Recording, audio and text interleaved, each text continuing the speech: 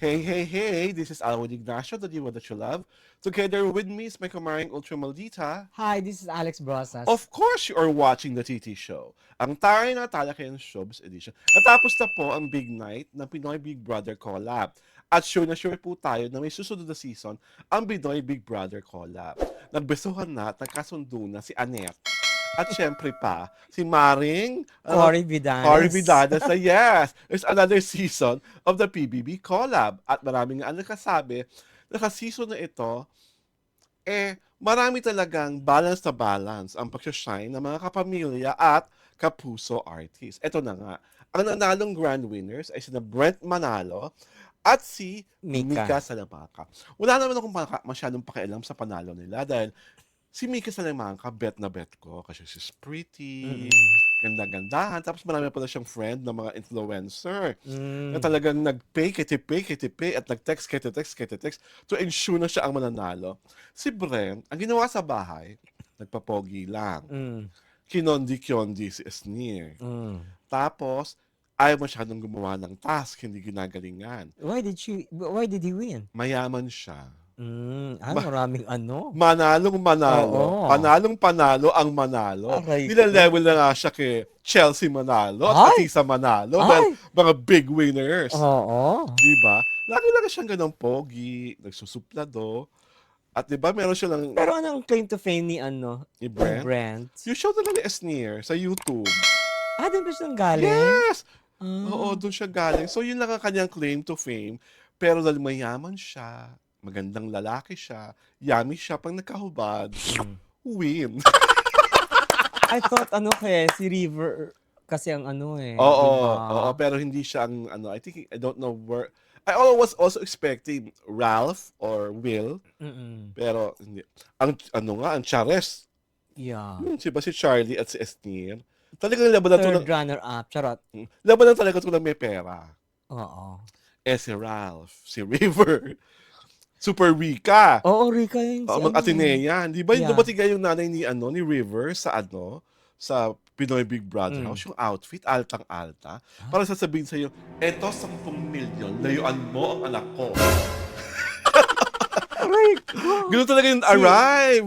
Nanay ni? River. Oo, kasi ano daw yun super daw siya, ang tawag nun, super ricadora daw yung family Okay, nun. siya lang yung kauna-una ng nanay sa pumasok sa PBB house. So talagang outfit kung outfit.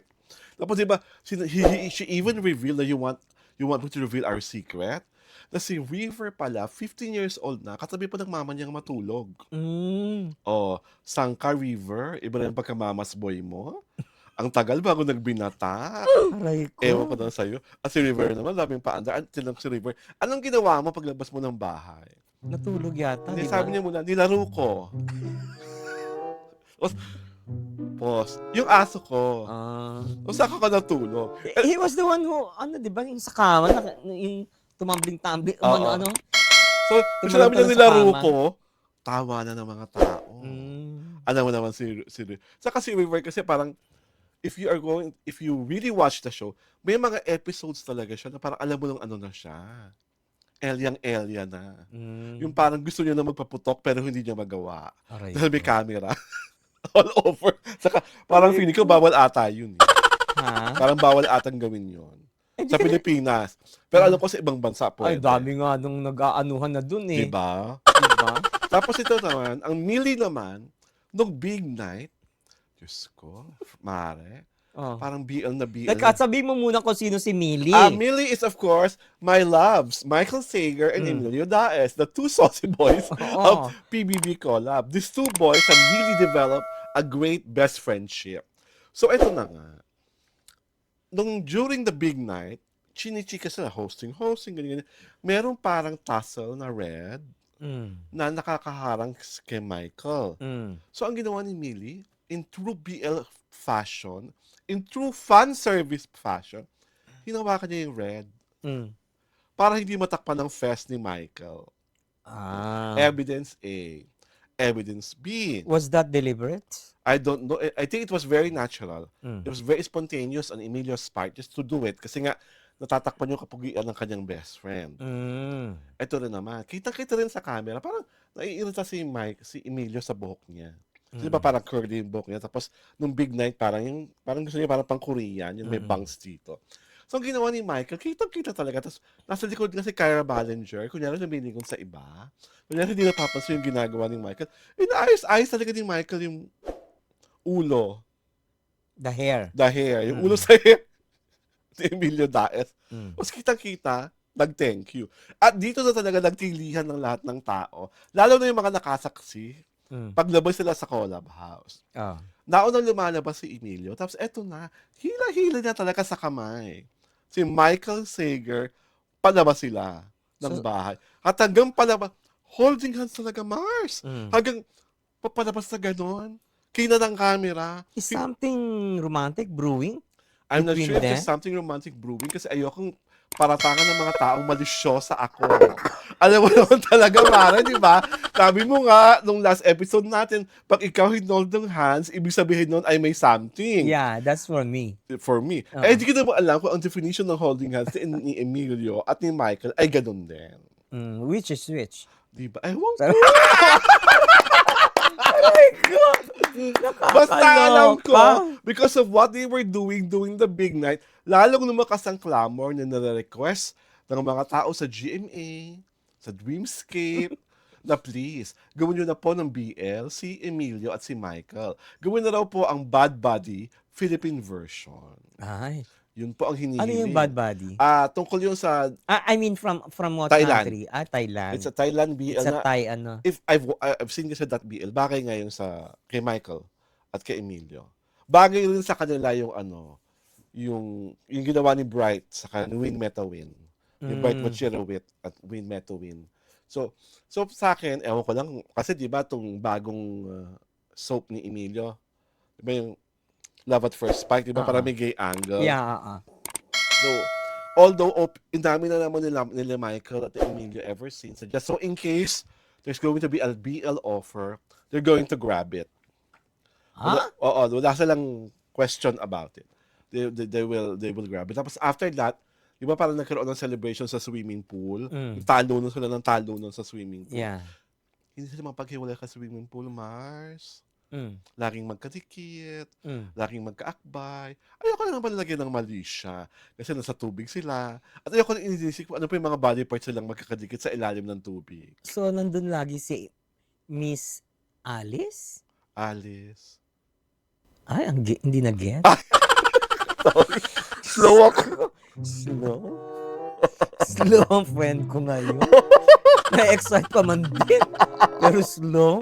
Or slow. Basta gano'n na lang yun. Huwag na natin sila pag-isipan ng masama.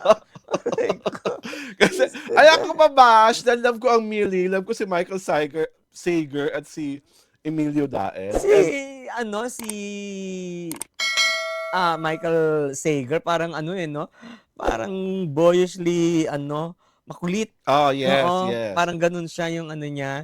Si naman, Konyo. Konyong-konyo si Meron Emilio pa Daes. lumabas ngayon sa X na naghihilamos si Emilio, tapos nasa likuran niya si Michael. Landian sila ng landian. Parang gusto ko na lang gumawa ng ganung video eh. Aray ko, with whom? Charot! Ay, wag na. Ikaw, Mare, ano ang wish mo para sa mga batang artista na ito na ngayong nakalabas na sa bahay ni Kuya? Lalo na yung big winners. Si Breka. Tawag dito, you prove to all and sundry that you are, tawag dito, you are what you are Yes. inside the bahay ni Kuya. Mhm. Not unless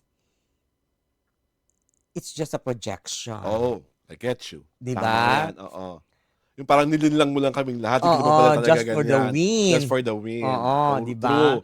Ay, kasi yun ang yun ang ini-issue na ang dami na nagpakatotoo sa bahay ni Kuya pero they were weeded out. Di ba? Yes, Parang yes. di ba natsugi sila, they were booted out, Tapos di ba yung yung iba, ganon? Hindi naman guarantee na pag ikaw ang big winner, Oo. sisikat ka paglabas mo. Yeah. Ang dami ng big winners ng PBB na nawala na lang. At saka tawag dito, yung ira nila Fiang, kasi magkasunod sila Oo. di ba? At halos magkakaedad Oo. sila. is a tough act to follow. Mm. Kasi ang dami kagad ng endorsement. Mhm. JM Fiang, 'di ba? Mm. May teleserye sila, 'di Mm. ba? Ang dami nilang project, 'di ba? They're all over. Mm. So, etong Breka, Oo. 'di ba? Magkakaalaman kung kaya Litmus test sa kanila yung Oo. paglabas nila sa bahay ni Kuya. Mm. If they were that popular. Popular. Kasi whether we like it or not, popularity based ang Pinoy Big Brother. Talagang imposible hindi sila ma-compare. Yeah. Lalo na nga parang magandang lalaki at magandang babae si Brett at si Mika. Oo, si Brent tsaka si Mika.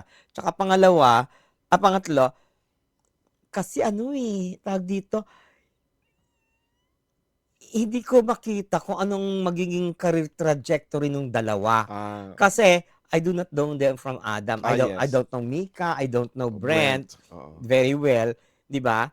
So hindi ko makita kung saan sila papunta. Mm. Will they be in a soap opera? Will Mm. they sing? Will they act? Well, I Ganon. think in due time we will know that kasi naman mahusay naman talagang mag-career plan ang mga taga But Star you have Magic. But you have to Kasi si Brett ang taga Star Oo Magic nga eh. But you have to put into consideration na duo to. Mm. So ibig sabihin may representation ng GMA, may representation ng ABS-CBN. Kaya So nga kailangan cohesive yung kanilang plano. Oh, well. Pareho sila kasi duo to di ba? Pag They hindi cannot na- be Pag sumasumikat si Brent, alam na. Oh my God. Yun na lang ang tanging mga sabi Diba? namin. Pag masumikat si Brent kay Mika, alam na din. So kaya Tama, kailangan, Mare? oo, kailangan dapat ito kasi parang Dapat sabay na sabay. Oo, collective effort ito ng dalawang Kumbaga, yung pag-alagwa, Oo. kapit kami si Oo. Brent at si Mika. Either one is up and one is down, or both are up or both are down. Yes. Ganun lang 'yon, In 'di ba? In God's perfect time, we will know. Di ba? Oo. Ito po si Alan Ignacio, the Diva That You Love. Kasama ko po ang aking kumaring Ultra Maldita. Hi, this is Alex Brosas. Kayo po ay nanonood ng TT Show. Ang tayo na Talakayan Showbiz Edition.